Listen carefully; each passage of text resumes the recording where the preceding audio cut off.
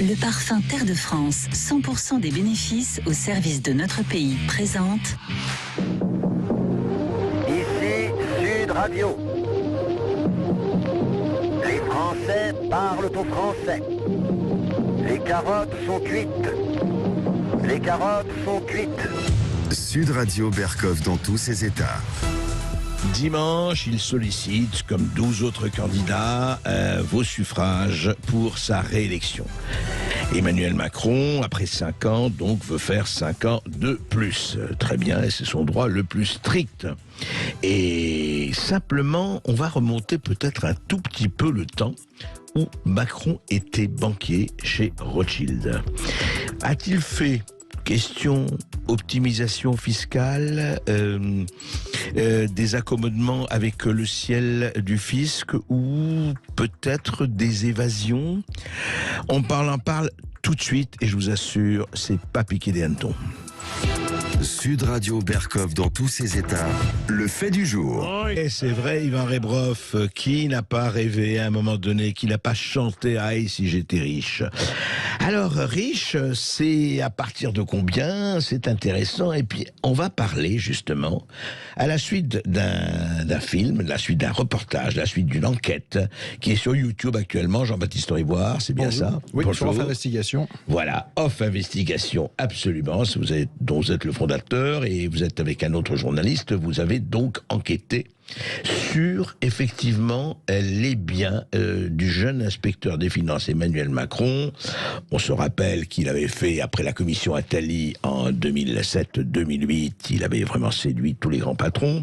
Il était rentré ensuite comme associé gérant chez Rothschild. Et là, l'histoire commence, parce que c'est normal, il est banquier d'affaires, il organise un certain nombre de fusions, acquisitions et autres choses. Et comme dit Alain Minc, quand on s'est séduit, et selon les propres mots d'Alain Minc, quand on est un peu pute, ça c'est tout à fait la caractéristique, encore une fois selon les mots même d'Alain Minc, du banquier d'affaires, et surtout du jeune banquier d'affaires. Alors, Jean-Baptiste Rivoire, racontez-nous un peu l'histoire, c'est-à-dire que il a été 3 ans, je crois qu'il est resté 3 ans chez Rothschild. Presque 4 ans. Presque 4 ans. Donc, il y a eu un certain nombre d'affaires qu'il a menées très bien et très légitimement, et bravo. Alors, il a donné, lui, un certain nombre de déclarations de patrimoine, surtout quand il est devenu ministre de l'économie en 2014, ministre de l'économie de François Hollande. Mais en fait, vous avez enquêté là-dessus. Alors, quels sont les vrais chiffres? Quelles sont les vraies figures? Alors, on travaillait avec 4 mois à 2 journalistes pour la série donc Emmanuel, un homme d'affaires à l'Élysée, et on s'aperçoit en grattant un petit peu, il y a plusieurs aspects qui dysfonctionnent en fait dans ces déclarations. Je fais court. Oui. Le premier, qui avait été évoqué par un confrère du Canard enchaîné en 2016, c'est qu'en fait, il a passé des années à ne pas payer l'impôt sur la fortune, alors qu'ils avaient 2 beaux biens immobiliers avec Brigitte, et il pérorait sur les plateaux de télévision en disant: je ne suis pas à l'ISF, je ne suis pas multimillionnaire, bon voilà, je ne suis pas concerné. Mais en même temps, il n'arrêtait pas de vouloir démonter l'impôt sur la fortune. Oui, il en parlait en disant c'est pas mon problème. Il n'aimait pas ça du tout, mais il disait mais moi je suis pas concerné. Bon, alors en grattant un peu, on découvre qu'en fait si, il était archi concerné. Simplement il a fait ce que beaucoup de gens ont fait, ce que François Hollande et Ségolène Royal avaient fait en 2007, c'est-à-dire que quand vous devez évaluer la valeur de votre bien immobilier, c'est sûr que si vous dites qu'il vaut rien, vous passez en dessous de l'impôt sur la fortune. Donc Emmanuel Macron et Brigitte ont fait ça pour leur maison du Touquet. Ils l'ont estimé à un prix très en dessous du marché, et le fisc a considéré en 2015 que c'était faux. Ils ont réévalué la maison et donc ils ont été rattrapés, redressés pour payer l'ISF pour 3 ans en retard. Ça c'est le premier truc. Il y en a un deuxième. Ils l'ont payé à ce moment-là. Ils l'ont payé à ce moment-là pour plusieurs années. Discrètement, en disant non, on a discuté avec l'administration fiscale. Bon, il a été redressé à l'époque. Ça, c'est relativement connu. Deuxième élément intéressant. Emmanuel Macron, dans son patrimoine en 2014, il déclare l'argent qu'il doit aux banques parce qu'il a fait des emprunts. C'est normal. Quand on doit de l'argent à la banque, on diminue son patrimoine de, en l'occurrence, 350 000 euros. Sauf que l'argent, il dit dans la même déclaration qu'en fait, c'était pour donner à Brigitte pour qu'elle fasse des travaux dans sa maison, la maison de Brigitte. La maison du Touquet. Ouais. Alors, quand vous prêtez de l'argent à quelqu'un pour qu'il fasse des travaux dans sa maison, cette personne vous doit cet argent. C'est une même créance. Si c'est son épouse? Oui, parce que la maison lui appartient en propre à Brigitte Macron. Donc, l'analyse générale, c'est de dire, bah oui, donc elle lui devait cet argent. Ou alors, il lui a fait une libéralité, il lui a donné 350 000 euros, mais dans ce cas-là, il faut le déclarer au fisc. Ouais. Et s'il lui a pas donné, bah, elle lui doit cet argent. Et donc, il aurait dû inscrire, oui, j'ai une dette envers le Crédit Mutuel de 350, mais Brigitte me doit 350. Hein, et donc là, il devait le mettre à son actif. C'est pas on met pas que le passif qu'on nous arrange, mais pas l'actif. Hein. Le patrimoine, il faut être des deux côtés. Donc, si on déclare les dettes, on déclare aussi les créances. Il l'a pas déclaré, et donc il a à nouveau, semble-t-il, minimiser son patrimoine à ce moment-là. Alors ça s'arrête pas là. Il gagne à peu près 3 millions, dit-il, chez Rothschild entre 2008 et 2012. Oui, c'est lui-même, selon ses propres déclarations. Lui-même qui le dit. On est entre 3 et 3 millions 2. Et il arrive en politique en 2014, on est juste après l'affaire Cahuzac, il doit faire une déclaration de patrimoine, il dit « j'ai que 156 000 euros de patrimoine ». Alors tout le monde regarde ça en disant « c'est bizarre, il y a plein d'argent qui a disparu, il a claqué un SMIC par jour, tout le monde se marre, etc. » Et il va sur un plateau de France Télévisions, à l'époque de la campagne de 2017, interroger sur cette contradiction, et il va dire deux choses. Il va dire « oui, mais en fait, mes millions de chez Rothschild, j'ai fait des travaux pour la maison de Brigitte, et puis j'ai remboursé mes dettes. » Sauf que quand on fait pause 2 secondes, non, les travaux pour la maison de Brigitte, il a dit dans la même déclaration de patrimoine que ça venait du Crédit Mutuel, 350 000. Donc c'est pas les millions de Rothschild. Autre argument, j'ai remboursé mes dettes. Non, en fait, en 2015, il vend son appartement parisien du 15e arrondissement, 980 000 euros. Or, il a à peu près 1 million d'euros de dettes. Donc, en fait, c'est l'appartement parisien qui a permis de rembourser les dettes. Donc, le mystère des millions gagnés chez Rothschild et où est-ce qu'ils sont passés n'est pas résolu à ce stade. Mais c'est pas le pire. Donc, c'est un mystère, ça. Il faut le dire là, pour le moment. Donc, ces 3 millions, on ne sait pas ce qu'ils sont devenus. Enfin, ils n'ont pas été déclarés. On ne sait pas. Voilà, on ne sait rien. Certains observateurs disent en fait, il a fait des voyages extraordinaires, il a dilapidé. Enfin, alors, il aurait pu dilapider énormément d'argent parce qu'attention, si vous achetez un beau bateau, une belle voiture, c'est pas dilapidé, ça rentre dans votre patrimoine. Donc pour que cet argent disparaisse, il aurait fallu qu'il achète énormément de trucs à manger, du champagne, du caviar, des voyages. Bon, or il était secrétaire général adjoint à l'Élysée ou banquier chez Rothschild. Comme dit l'autre, c'est pas des fonctions où on a énormément de loisirs. Mais c'est pas le pire, c'est pas le pire. Alors arrivons justement au pire et arrivons à effectivement ce qui s'est passé au moment de donc les ministres d'économie, etc. Et qu'est-ce qui s'est passé alors justement au moment des rachats? Parlons du banquier d'affaires. Alors, donc, il n'est pas associé gérant au début de son entrée chez Rothschild en 2008. Il va être nommé associé gérant, ce qui est fin 2010, par David de Rothschild. Oui. C'est-à-dire qu'il va intégrer le cercle très restreint des 20 associés gérants de la banque, les meilleurs banquiers d'affaires de Rothschild. La crème de la crème. La crème de la crème. Il devient actionnaire. Il gagne beaucoup plus d'argent à partir de ce moment-là. Mais surtout, si vous voulez, ce qui est très étrange, c'est qu'il va faire, au dernier moment de sa carrière chez Rothschild, quelques jours avant le premier tour de l'élection présidentielle de 2012 de François Hollande, il va avoir un rôle absolument clé dans un deal énorme, le rachat de la branche nutrition infantile de l'américain Pfizer par le géant suisse de l'agroalimentaire mondial Nestlé, un deal à déjà 9 milliards d'euros. Non mais déjà Pfizer. Déjà Pfizer. Donc, Pfizer veut vendre sa branche nutrition infantile, il y a 2 acheteurs, Danone et Nestlé, 2 géants mondiaux. Danone est plutôt pote avec la banque Lazare, Rothschild essaye de se mettre sur les rangs en essayant de conseiller Nestlé. Nestlé n'est vraiment pas le favori dans la course, mais Macron a quelques atouts dans sa manche, il a rencontré le patron de Nestlé, Peter Brabeck, à la commission Attali, et même sympathisé. Et puis, il a quelques infos sur le deal. Bref, il va il va ramener le client Nestlé à la banque Rothschild, alors que ça n'était pas un client de Rothschild, donc il réussit un exploit incroyable en avril 2012. Et deuxième exploit, au moment où Pfizer dit, écoutez, moi, Danone ne me donne pas assez, il faut mettre 500 millions de plus sur la table. Il va faire un saut de puce à Vevey en Suisse un week-end d'avril pour convaincre le patron de Nestlé et tout le board de ce géant suisse de mettre 500 millions de plus sur la table. Ça va marcher, Brabeck va mettre l'argent, il va rafler Pfizer. Donc, bravo Macron là. Macron, en tant que banquier d'affaires, bravo. Coup de maître, excellent coup de maître sur un deal à 9 milliards d'euros. Et quand on regarde qu'est-ce qu'il déclare avoir gagné en 2012, il y a quelques centaines de milliers d'euros. Et là, l'ensemble des milieux d'affaires français nous disent c'est invraisemblable, ça ne tient pas la route. C'est-à-dire qu'une banque elle-même va prendre sur un deal à 9 milliards entre, on va dire, 0,5 et 1,5%, donc en gros entre 50 et 150 millions d'euros. Comment imaginer que sur une somme pareille, Emmanuel Macron, qui a joué un rôle clé, n'ait pu toucher que quelques centaines de milliers d'euros? Donc on était sur ce mystère. Et là-dessus, on interroge un certain nombre de gens dans les milieux d'affaires, et quelqu'un qui est assez proche de la banque Rothschild, qui est connu, je ne donne pas son nom dans le film pour protéger parce qu'il a souhaité l'anonymat, mais c'est quelqu'un qu'on situe parfaitement. Qui est dans la banque Rothschild? Qui était très proche de la banque Rothschild, mais qui était également proche du président. Cette personne nous explique comment ça marche. Il nous dit en fait, il y a eu des accords entre les banques d'affaires et Bercy dans les années 2000 pour qu'une partie des rémunérations de ces banquiers, de ces associés gérants leur soit versée en France sous forme de salaire, protection sociale, retraite, etc., qui soient couverts, qui puissent aller à l'hôpital, etc. Mais le plus gros de leurs gains ne sont pas versés sous cette forme-là, ils sont versés à l'étranger, en Grande-Bretagne. Rothschild est une banque franco-britannique, et donc cette source nous dit le plus gros des émoluments sont versés en fait en Grande-Bretagne et échappent au fisc français avec l'accord de Bercy. Et il nous dit même, une fois dans la partie anglaise de la banque, c'est versé dans des trusts dans les îles anglo-normandes, Jersey, Guernsey, Île-de-Man. C'est ça. Alors jusque-là, paradis fiscaux comme on sait. Paradis fiscaux. Jusque-là, on avait cette source. On diffuse on contacte l'Élysée, on contacte Bercy, on contacte Rothschild, extrêmement peu de réponses. Plusieurs jours avant, on leur donne les éléments précis. Voilà ce qu'on a. Moi, j'incite auprès de l'Élysée. Je dis, écoutez, le président aurait touché de l'argent dans un trust. Il faut que vous répondiez. Jean-Baptiste, juste quelque chose. Ce banquier ou cette personne très proche de Rothschild et de Macron, vous avez dit à peu près qu'il y avait une proportion entre ce qu'on donne comme émolument et ce qu'on va verser, effectivement, à l'Angleterre, après ruissellement ailleurs.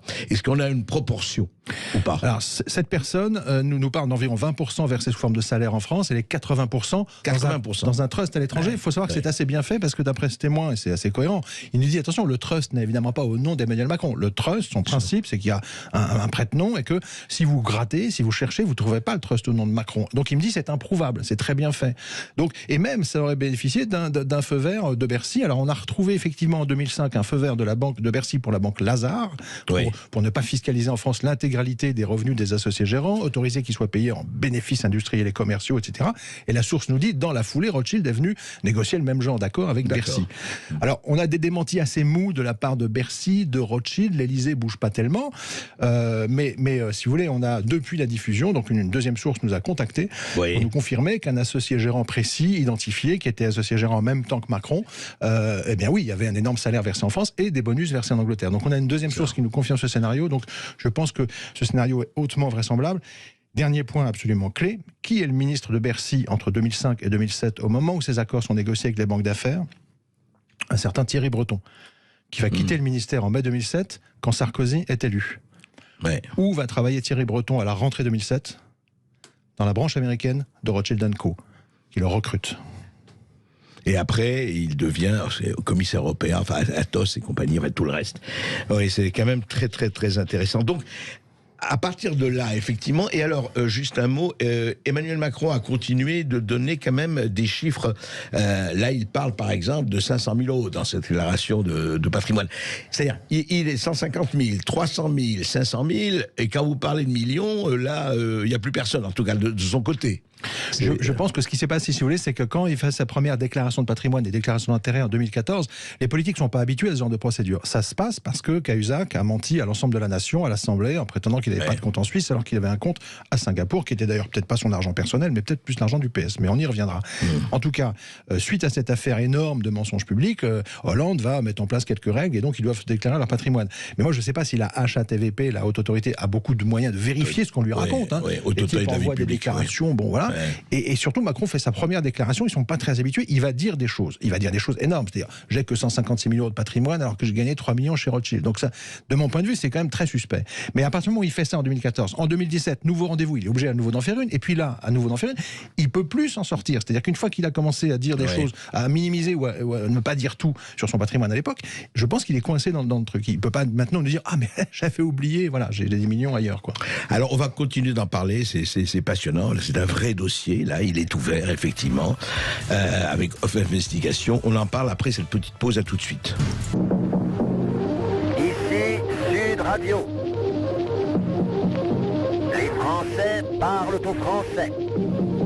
Je n'aime pas la blanquette de veau.